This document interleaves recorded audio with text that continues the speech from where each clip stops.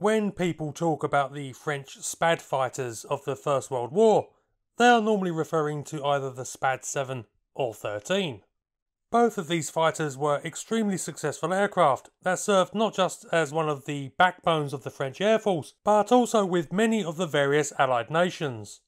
The Spads, designed by Louis Bechereau and constantly evolving, remained able to go toe-to-toe with the best aircraft that the Central Powers fielded.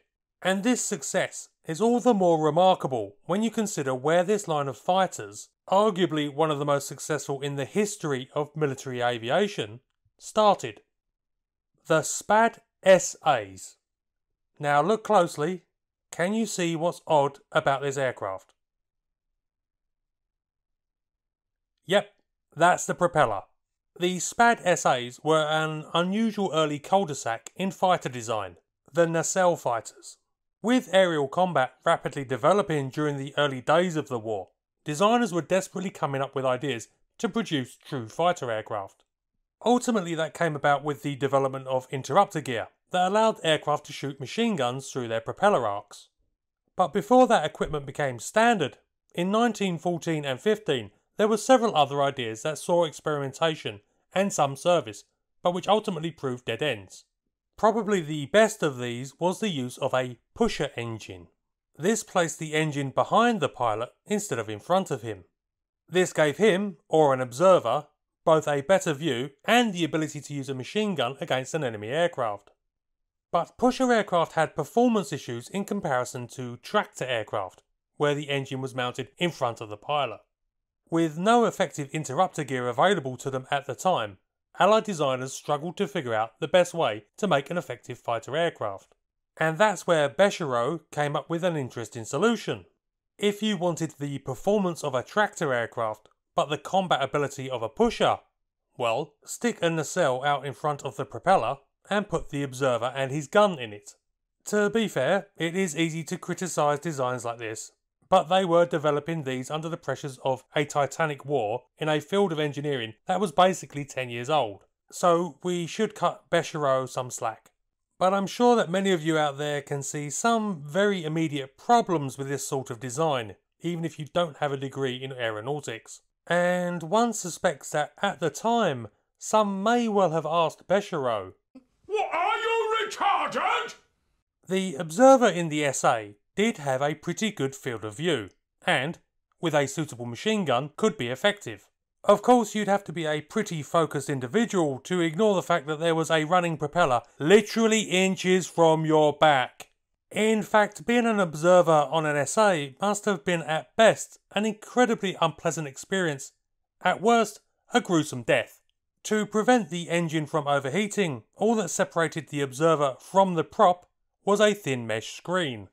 This meant that even on a standard flight, the noise must have been something like the end of the world occurring. Communication between the pilot and the observer was, understandably, completely impossible. The nacelle, which was referred to as the pulpit by the British and as the basket by the Russians, see what I did with the title, would also vibrate like a continuous earthquake. Now, bear in mind, we are talking 1915 here. The materials used in building these aircraft was largely wood and fabric.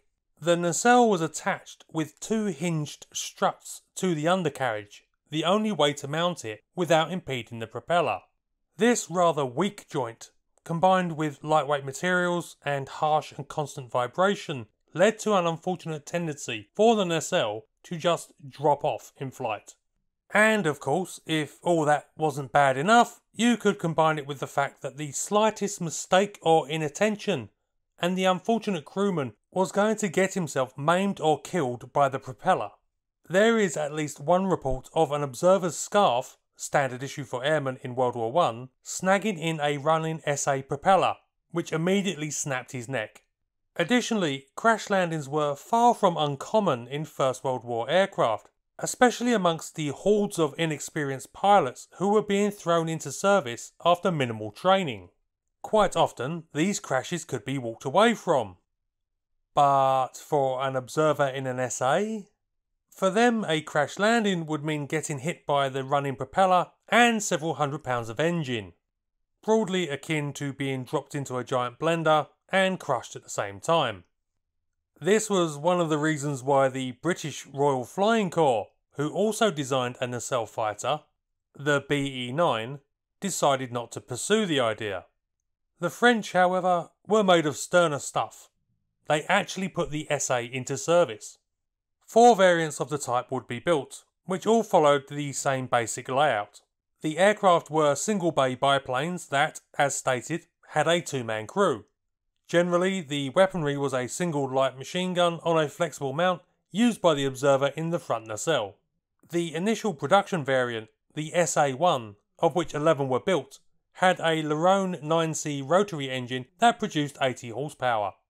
These were followed up by the first main production variant, the SA-2, which had changes to the gun mount and some aerodynamic improvements. It also had a more powerful engine, the Lerone 9J, which produced 110 horsepower. This increased the top speed from 135 km per hour to 140 km per hour, that's 84 miles per hour to 87 miles per hour, as well as improving the aircraft's ceiling and flight duration. 35 SA-2s were built, as well as 2 SA-3 trainers, which had trainable guns mounted for both the observer and pilot.